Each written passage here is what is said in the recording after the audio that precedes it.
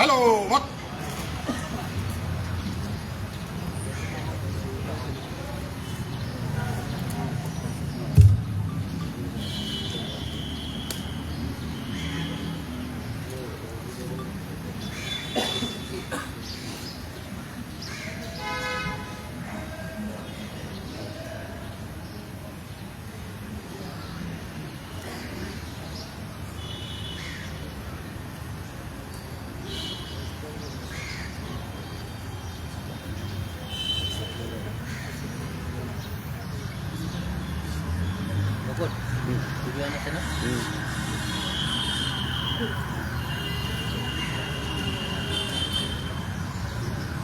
एक साथ वंदे मातरम गीत शुरू करेंगे। मातरम वंदे मातरम सुजलाम सुफलाम मलयज शीतलाम सस्य श्यामलाम मातरम वंदे शुभ्रज्योत्स्ना पुलकितयामिनीं फुल्लकुसुमिता ध्रुवदलशोभिनीं सुहासिनीं सुमधुरभाषिणीं सुखदां वरदां मातरं वन्दे वंदे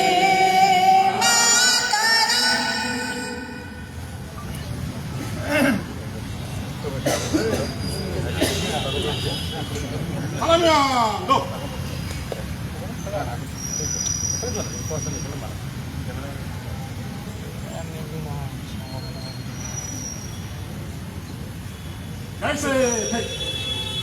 एक साथ बहुत गीत शुरू करेंगे।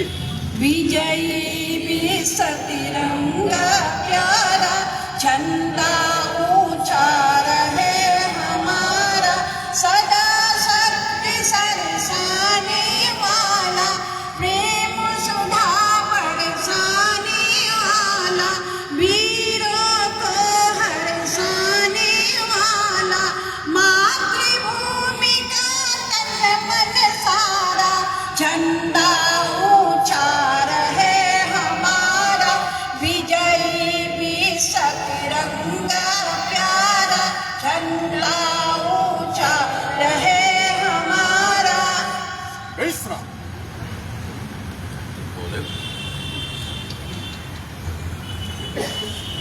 আজি আমাৰ দেশৰ ৭৭তম গণৰাজ্য দিৱস উপলক্ষে অসম প্ৰদেশ কংগ্ৰেছ কমিটিৰ মুখ্য কাৰ্যালয় ৰাজীৱ ভৱনত অনুষ্ঠিত পতাকা উত্তোলন কাৰ্যসূচীত উপস্থিত আমাৰ জ্যেষ্ঠ নেতাসকল, বিধায়কসকল, প্ৰাক্তন বিধায়কসকল, প্ৰাক্তন সাংসদসকল, আমাৰ জিলা কংগ্ৰেছৰ সভাপতি আৰু বিষয়ববীয়াসকল, প্ৰদেশ কংগ্ৰেছৰ উপসভাপতি আৰু সাধাৰণ সম্পাদক আৰু অন্যান্য বিষয়ববীয়াসকল, মহিলা কংগ্ৰেছৰ নেতৃবৃন্দ, যুৱক কংগ্ৰেছৰ নেতৃবৃন্দ, আমাৰ জাতীয় ছাত্ৰ ইউনিয়নৰ নেতৃবৃন্দ, সেৱা দলৰ ৰাজ্যিক নেতৃত্ব আৰু আজিৰ এই অনুষ্ঠানত অংশগ্ৰহণ কৰা মোৰ শ্ৰদ্ধাৰ দলীয় কৰ্মীসকল আৰু আমাৰ গণতন্ত্ৰৰ চতুৰ্থ স্তম্ভ সংবাদ মাধ্যমৰ সংবাদসেৱীসকল সকলোলৈকে এই পবিত্ৰ দিন উপলক্ষে মোৰ আন্তৰিক শুভকামনা যাচিছোঁ। আমি আজিৰ দিনটোত মনত পেলাব লাগিব 1885 চনতেই ভাৰতীয় জাতীয় কংগ্ৰেছৰ জন্ম হোৱাৰ পিছত যিসকল ব্যক্তিয়ে নিজৰ কষ্ট, নিজৰ চিন্তা, নিজৰ বিবেকেৰে এই দলটো ৰাইজৰ দললৈ পৰিৱৰ্তন কৰিলে আৰু জনগণৰ আকাংক্ষা প্ৰতিফলিত কৰিবলৈ স্বাধীনতা প্ৰেমীসকলে, স্বাধীনতাৰ মুক্তি যুঁজাৰুসকলে নিজৰ সৰ্বস্ব ত্যাগ কৰি কেনেকৈ ব্ৰিটিছৰ অপশাসনৰ বিৰুদ্ধে যুদ্ধ কৰি আমাৰ দেশখন স্বাধীন গণতান্ত্ৰিক ৰাষ্ট্ৰ হিচাপে গঢ় দিলে। সেইখিনি সময়ত তেখেতসকলে যি ত্যাগ কৰিলে সেই ত্যাগ আমি সকলোৱে এতিয়া শ্ৰদ্ধাৰে সোঁৱৰিছোঁ আৰু তেখেতসকলৰ স্মৃতি আজি কেনেকৈ আমি সজীৱ কৰি ৰাখিব পাৰোঁ সেই কথাই আমাৰ সকলোৰে বাবে এক চিন্তনীয়। মহাত্মা গান্ধী, পণ্ডিত জৱাহৰলাল নেহৰু, লাল বাহাদুৰ শাস্ত্ৰী, আবুল কালাম আজাদ, নেতাজী সুভাষ চন্দ্ৰ বসু বা অৰুণা আছফ আলী বা সুভদ্ৰা যোশী বা সৰোজিনী নাইডু বা আমাৰ অসমৰে শ্বহীদ আই কনকলতা, মুকুন্দ কাকতি, কুশল কোঁৱৰ, গোপীনাথ বৰদলৈ, নবীন চন্দ্ৰ ফুকন, নবীন বৰদলৈ, তৰুণৰাম ফুকন বা আমি কাৰ নাম ল'ম। আমি ইমানেই সেই সময়ত দেশখনক মহাত্মা গান্ধীয়ে উদ্বুদ্ধ কৰিব পাৰিছিল যে প্ৰতিজন ভাৰতীয়ই স্বাধীনতাৰ এক সপোন লৈ মহাত্মা গান্ধীৰ আহ্বানত সেই সময়ত হোৱা প্ৰতিটো আন্দোলনতে যোগদান কৰিছিল। আৰু সেই সময়ত বৰ্তমানৰ দৰে মোবাইল, ইণ্টাৰনেট বা কিবা কিবি নথকা অৱস্থাতো যে সেই সময়ত দেশখনক ইমূৰৰ পৰা সিমূৰলৈ গান্ধীজীৰ আহ্বানত কংগ্ৰেছে নেতৃত্ব দি দেশৰ স্বাধীনতাৰ বাবে সকলোৱে যাতে জঁপিয়াই পৰে সেই আহ্বান সফল কৰাবলৈ সক্ষম হৈছিল, সেই কথা আমি এতিয়াও ভাবিলে আচৰিত হ'ব লগা।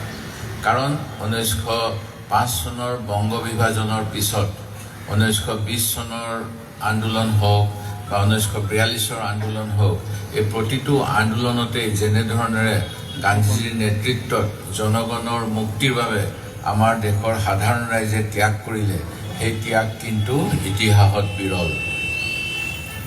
আৰু সেই ত্যাগৰ বিনিময়ত আমি দেশখন স্বাধীন হিচাপে পালোঁ, গণতান্ত্ৰিক দেশ হিচাপে 1950 চনৰ 26 জানুৱাৰীত আমি আমাৰ সংবিধান গ্ৰহণ কৰিলোঁ আৰু গণৰাজ্য প্ৰতিষ্ঠা কৰিলোঁ। গণতান্ত্ৰিক দেশ হিচাপে আমি বিশ্বত সৰ্ববৃহৎ দেশ হিচাপে স্বীকৃতি লভিবলৈ সক্ষম হ'লোঁ।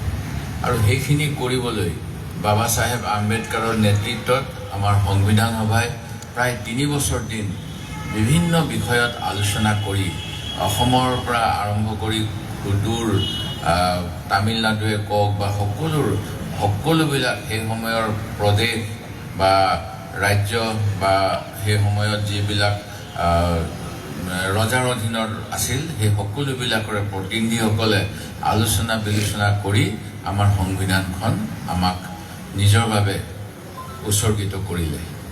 আৰু এই দিনটোৰ তাৎপৰ্য এই কাৰণেই যে যি সময়ত ভাৰতীয় জাতীয় কংগ্ৰেছৰ লাহোৰ অধিৱেশনত, যি লাহোৰ বৰ্তমান পাকিস্তানত আছে, সেই লাহোৰ অধিৱেশনত পূৰ্ণ স্বৰাজৰ সিদ্ধান্ত আমাৰ জাতীয় কংগ্ৰেছৰ অধিৱেশনত গ্ৰহণ কৰা হৈছিল পণ্ডিত জৱাহৰলাল নেহৰুৰ নেতৃত্বত। কাৰণ পূৰ্ণ স্বৰাজ অবিহনে ব্ৰিটিছৰ গোলাম হৈ থাকিলে যে আমাৰ ভাৰতীয় সাধাৰণ নাগৰিকৰ কোনো লাভ নহ'ব, তেখেতসকলে যে সমতা নাপাব, অৰ্থনৈতিক ক্ষমতা নাপাব আৰু তেওঁলোক যে আগবাঢ়ি যাব নোৱাৰিব, সেই কথা 1930 চনৰ এই ভাৰতীয় জাতীয় কংগ্ৰেছৰ লাহোৰ অধিৱেশনত 26 জানুৱাৰীৰ দিনাখন আমাৰ তিৰংগী পতাকা উত্তোলন কৰি আমি সেই পণ লৈছিলোঁ।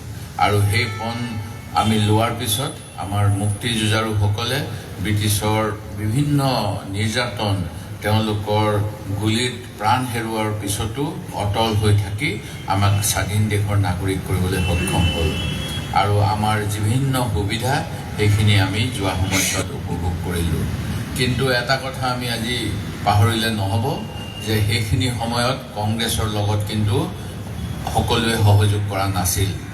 1925 চনত স্থাপন হোৱা RSSে সেইখিনি সময়ত ব্ৰিটিছৰ হৈ কাম কৰিছিল। হিন্দু মহাসভা আৰু ব্ৰিটিছ RSSে মিলি এইখিনি সময়ত আমাৰ গণতান্ত্ৰিক আন্দোলন, আমাৰ জাতীয় স্বাধীনতাৰ বাবে কৰা সংগ্ৰাম কেনেকৈ আমি বিপথে পৰিচালিত তেওঁলোকে কৰিব পাৰে সেই কথাহে বেছিকৈ চিন্তা কৰি আছিল। আৰু সেই গতিকে তেখেতসকলে ৰাষ্ট্ৰীয় স্বয়ংসেৱক সংঘই জন্ম দিয়াৰ পিছত আমাৰ আন্দোলনটোক তেওঁলোকে এটা ভাৰতবৰ্ষত সেই আন্দোলন কৰিলে অশান্তি হ'ব।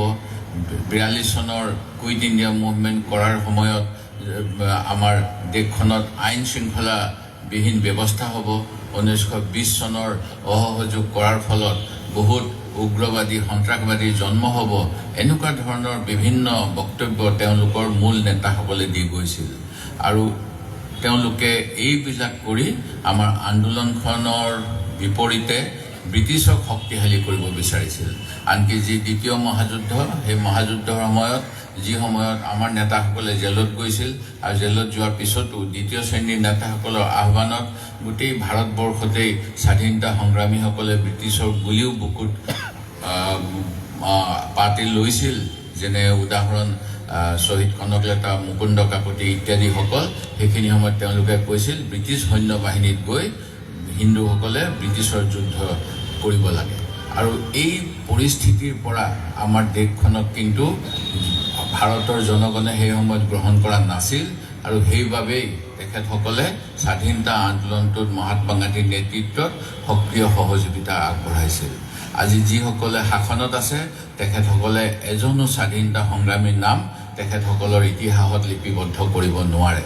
1999 চনত যেতিয়া অটল বিহাৰী বাজপেয়ী ডাঙৰীয়া দেশৰ প্ৰধানমন্ত্ৰী হৈছিল, সেইখিনি সময়ত RSSৰ প্ৰতিষ্ঠাপকজনৰ স্মৃতিত এটা ষ্টাম্প তেওঁলোকে পোষ্টেল বিভাগৰ যোগেদি ৰিলিজ কৰিছিল আৰু যত্ন কৰিছিল যে তেখেত স্বাধীনতা সংগ্ৰামী বুলি আমি তেওঁক নাম দিব পাৰোঁ নেকি। আৰু সেইকাৰণে তেওঁলোকৰ অপচেষ্টাৰ ফলত আজিলৈকে কিন্তু তেখেতসকলে তেওঁলোকৰ সংঘৰ প্ৰতিষ্ঠাপকসকলক ভাৰত ৰত্ন উপাধি দিবলৈ যত্ন কৰিও দিব পৰা নাই। কাৰণ ইতিহাসত কোনো তেওঁলোকৰ দেশৰ হকে কাম কৰাৰ, স্বাধীনতা সংগ্ৰামত অংশগ্ৰহণ কৰাৰ কোনো তথ্য নাই। আৰু তেওঁলোকে যি কাম কৰিছিল সেই একেই কাম কৰিছিল সেই সময়ত অন্য এটা সংগঠনে, সেয়া হ'ল জামিয়াত ইছলামী। আৰু এই জামিয়াত ইছলামীয়েও তেনেকৈ ভাৰতবৰ্ষখনৰ স্বাধীনতা সংগ্ৰামৰ পৰিপন্থী কামেই সেই সময়ত কৰি আছিল। সেই গতিকে আমি সকলো কংগ্ৰেছ কৰ্মীয়ে আমাৰ ইতিহাসৰ কথা জানিব লাগিব। আমি কেনেকৈ ব্ৰিটিছৰ বিৰুদ্ধে যুদ্ধ কৰি দেশ স্বাধীন কৰিলোঁ, কেনেকৈ আমাৰ নিজৰ মাজতে থকা কিছুমান বিশ্বাসঘাতকৰ বিৰুদ্ধে আমি যুদ্ধ কৰিছিলোঁ, সেই কথা জানিব লাগিব। আজি সংবিধানত আমাক আমাৰ দেশখন গণতান্ত্ৰিক ধৰ্ম নিৰপেক্ষ বুলি কোৱা হৈছে। আমাৰ সংবিধানত আমাক সমতাৰ অধিকাৰ দিয়া হৈছে। আমাৰ যি ৰাজহুৱা সম্পত্তি, এই ৰাজহুৱা সম্পত্তি সকলোৰে মাজত সমবিতৰণৰ কথা কোৱা হৈছে। কিন্তু আজি আমি যদি চাওঁ আমাৰ দেশত দেখা পাওঁ যে প্ৰতি ক্ষেপতে আমাৰ যি পবিত্ৰ সংবিধান, সেই সংবিধান উলংঘা কৰিবলৈ বৰ্তমানৰ শাসক পক্ষ বিজেপিয়ে অপচেষ্টা কৰি আছে। সেয়া লাগে উচ্ছেদৰ সময়তে হওক, সেয়া লাগে খিলঞ্জীয়াসকলক ভূমিৰ পৰা বিতাড়িত কৰি আদানী আম্বানী গোটেই দেশৰ ৰাজহুৱা সম্পত্তি সঁপি দিয়াৰ অপচেষ্টাই হওক, বা সেয়া লাগে আমাৰ যি ভোট চুৰি এতিয়া কৰিব বিচাৰিছে, ভোটৰ নামত ভাৰতীয় নাগৰিকৰ ওপৰত কৰা নিৰ্যাতনৰ কথাই হওক। সেই গতিকে এই গোটেইবিলাকেই হৈছে তেওঁলোকৰ সংবিধানখন খৰ্ব কৰি তেওঁলোকে যি কাম কৰিব নোৱাৰিলে সেইখিনি সময়ত এখন হিন্দু ৰাষ্ট্ৰ কৰাৰ এটা ষড়যন্ত্ৰ। কিন্তু আমাৰ সংবিধানে আমাক হিন্দু ৰাষ্ট্ৰ কৰিবলৈ কোৱা নাই, আমাক ধৰ্ম নিৰপেক্ষ ৰাষ্ট্ৰ হিচাপে কৰিছে। আমাৰ মুখ্যমন্ত্ৰীয়ে যিবিলাক সততে উচ্চাৰণ কৰে সেই গোটেইবিলাক অসাংবিধানিক বক্তব্য। আমি যোৱা সময়ছোৱাত এই বিষয়বিলাকত চৰকাৰৰ দৃষ্টিগোচৰ কৰাৰ পিছতো চৰকাৰ যিহেতু তেওঁলোকে গোটেই যিবিলাক আমাৰ ইণ্ডিপেণ্ডেণ্ট ইনষ্টিটিউট আছিল, নিৰ্বাচন আয়োগ, সুপ্ৰিম কোৰ্ট বা অন্যান্য সকলোবিলাক অনুষ্ঠানকে তেওঁলোকৰ বহতীয়াৰ যোগেদি বৰ্তমানে শাসন কৰাৰ চেষ্টা কৰিছে। আৰু তাৰ ফলতে আজি আমি সকলোৱে এক সংকটত ভুগিছোঁ যে আমাৰ দেশখন যি আমাৰ মহাত্মা গান্ধী বা অন্যৰ সপোনৰ ভাৰতবৰ্ষ, সেই সপোনৰ ভাৰতবৰ্ষ হৈ থাকিবনে নাই। আৰু এনে সময়তে বৰ্তমান সময়ত আমাৰ সকলোৰে দায়িত্ব আৰু কৰ্তব্য, দেশৰ প্ৰতি অহা ভাবুকি, সেই ভাবুকি যাতে আমি সকলো ৰাইজৰ মাজত আমি প্ৰচাৰ কৰিব পাৰোঁ আৰু তাৰ বিৰুদ্ধে স্বাধীনতা আন্দোলনৰ সময়ত আমি যেনেকৈ এক গণমত গঠন কৰিবলৈ সক্ষম হৈছিলোঁ, বৰ্তমানৰ শাসক পক্ষৰ অপচেষ্টাৰ বিৰুদ্ধে সেই প্ৰবল জনমত আমি গঠন কৰিব লাগিব। আৰু দেশৰ সংবিধানখন কংগ্ৰেছ নেতৃবৃন্দই আমাক সঁপিছিল, আমি নিজেই সেইখন গ্ৰহণ কৰিছিলোঁ। যদি আমাৰ সদায় শাসন কৰাৰ ইচ্ছা থাকিলে হয় হিটলাৰৰ নিচিনাকৈ, ফেচিষ্টৰ নিচিনাকৈ, তেতিয়াহ'লে আমি 5 বছৰৰ মূৰে মূৰে নিৰ্বাচনী ব্যৱস্থাৰ কথা তাত নাৰাখিলোঁ হয়। হিটলাৰক যেতিয়া তেওঁ ফেচিষ্ট হ'ল, তাৰ আগতে তেখেতেও নিৰ্বাচনত জয়লাভ কৰি তেওঁৰ দেশৰ আইন বদলাবলৈ চেষ্টা কৰিছিল আৰু পিছত তেওঁৰ কি পৰিণতি হৈছিল সেই কথা ইতিহাসে আমাক সোঁৱৰায়। সেই গতিকে বৰ্তমান সময়তো তেওঁলোকে যিহেতু যি সময়ত RSS গঠন কৰিছিল, সেই সময়ত তেওঁলোকৰ ডক্টৰ B.S. মুঞ্জেক ইটালীলৈ পঠাইছিল, জাৰ্মানীলৈ গৈছিল, তাত গৈ মুছলিনী আৰু হিটলাৰৰ আদৰ্শৰে এখন মিলিটাৰী স্কুল প্ৰতিষ্ঠা কৰাৰ লগতে ডিচিপ্লিনৰ কথা তেওঁলোকে কৈছিল, য'ত তেওঁলোকে মতামতক কোনো গুৰুত্ব নিদিব, আলোচনাৰ কথা নক'ব। আৰু এই যিটো আদৰ্শ, এই আদৰ্শৰে তেওঁলোকে বৰ্তমানেও পৰিচালিত হৈ আছে। যি সময়ত আমি কথা পাতিব লাগে বিজ্ঞানৰ, সেইখিনি সময়ত তেওঁলোকে আমাৰ সমাজখনক ধৰ্মৰ নামত বিভাজন কৰিবলৈ যত্ন কৰি আছে। আজি আমাৰ পণ্ডিত জৱাহৰলাল নেহৰুৱে কৈছিল, ভাৰতবৰ্ষৰ মন্দিৰ হ'ব শিক্ষানুষ্ঠানসমূহ, যাতে আমি আগুৱাই যাব পাৰোঁ। কিন্তু এতিয়া তেওঁলোকে আটাইতকৈ বেছিকৈ আমি ভাৰতবৰ্ষত হিন্দু মানুহ থকাৰ পিছত, আমাৰ জনগাঁথনিৰ আটাইতকৈ বেছি সংখ্যক হিন্দু হোৱাৰ পিছত, আমাৰ দেশৰ সকলো প্ৰধান মুৰব্বী হিন্দু হোৱাৰ পিছতো তেওঁলোকে কয় আমাক অন্য এটা ধৰ্মৰ মানুহে আমাক ধ্বংস কৰিব। এই এটা ধাৰণা লৈ তেওঁলোকে মূল বিষয়ৰ পৰা আমাৰ সকলোৰে দৃষ্টি আকৰ্ষণ নাইকিয়া কৰিবলৈ যত্ন কৰিছে। আজি আমাৰ সমস্যা হ'ল খোৱাপানীৰ সমস্যা হ'ল বাট পথৰ সমস্যা, আমাৰ সমস্যা হৈছে নিবনুৱাসকলক কেনেকৈ সংস্থাপন কৰিব পাৰি, আমাৰ যিসকল ভূমিহীন তেওঁলোকক কেনেকৈ আমি সংস্থাপন কৰিব পাৰোঁ, আমাৰ যিবিলাক তেওঁলোকৰ ভিজন ডকুমেণ্টত যেনেকৈ তেওঁলোকে দিছিল সেই প্ৰতিশ্ৰুতিসমূহ, কিন্তু সেই প্ৰতিশ্ৰুতিৰ পৰা দৃষ্টি নাইকিয়া কৰিবলৈ তেখেতসকলে আমাক কিছুমান কৃত্ৰিম সমস্যা দেখুৱাই সেই সমস্যাত লাগি থাকে, আমাক যুঁজাবলৈ চেষ্টা কৰে। সেই গতিকে এই বিষয়বিলাক অতি গুৰুত্বপূৰ্ণ। আমাৰ অসমতো যিহেতু আগন্তুক সময়ত আমি সংবিধান অনুসৰি গণতান্ত্ৰিক মত সাব্যস্ত কৰিবলৈ সুযোগ পাম এপ্ৰিল মাহত, মই আশা কৰোঁ আমাৰ কংগ্ৰেছ কৰ্মীসকল আৰু আপোনালোকৰ যোগেৰে সাধাৰণ নাগৰিকে দেশৰ কথাখিনি বুজি পাব আৰু এই গণতন্ত্ৰ দৃঢ় কৰিবলৈ, আমাৰ সংবিধান দৃঢ় কৰিবলৈ, দেশখন দৃঢ় কৰিবলৈ আমি এই ৭৭তম গণৰাজ্য দিৱসৰ দিনাখন সংকল্প গ্ৰহণ কৰিম। আৰু সেইটো কৰিলেই আমাৰ প্ৰকৃত যিসকল বীৰ পুৰুষ, যিসকলে নিজৰ কথা নাভাবি যিসকল বিভিন্ন পন্থাৰে দেশ স্বাধীন কৰিবলৈ আগবাঢ়িছিল, সেয়া লাগে নেতাজী সুভাষ চন্দ্ৰ বসুৱে হওক বা বাল গংগাধৰ তিলকেই হওক বা আমাৰ মহাত্মা গান্ধীৰ লগত থকা সীমান্ত গান্ধীয়েই হওক, এই সকলোবিলাককে আমি প্ৰকৃত শ্ৰদ্ধাঞ্জলি জনোৱা হ'ব। আমাৰ অসমৰ গাঁৱে ভূঞে যিসকল মুক্তিযোদ্ধা আছিল, যিসকলক স্বতন্ত্ৰ সেনানী বুলি কোৱা হয়, সেই সকলোৰে প্ৰতি আমি আমাৰ তেখেতসকল আমাৰ কাৰোবাৰ ককা হয়, কাৰোবাৰ দেউতা হয়, কাৰোবাৰ আজু ককা হয়, এই সকলোকে আমি শ্ৰদ্ধাঞ্জলি প্ৰকৃত অৰ্থত জনোৱা হ'ব, যেতিয়া আমি আমাৰ সংবিধানখনৰ তাৎপৰ্য প্ৰতি ঘৰে ঘৰে আমি লৈ যাব পাৰিম। আৰু এইখিনিকেই কৈ আজি সকলো আমাৰ ৰাজ্যবাসীক মোৰ ফালৰ পৰা আৰু আমাৰ দলৰ ফালৰ পৰা গণৰাজ্য দিৱসৰ শুভেচ্ছা জনাই মোৰ বক্তব্য সামৰিলোঁ। জয় হিন্দ, জয় অসম। एक साथ राष्ट्रीय गीत शुरू करेंगे। जन गण मन अधिनायक जय हे भारत भाग्य विधाता, पंजाब सिंधु गुजरात मराठा द्राविड़ उत्कल गंगा, विंध्य हिमाचल यमुना गंगा, उच्चल जलधि तरंगा, तव शुभ नामे जागे, तव शुभ आशीष मांगे, गाहे तब जय गाथा, जन गण मंगल दायक जय हे भारत भाग्य विधाता, जय हे जय हे जय हे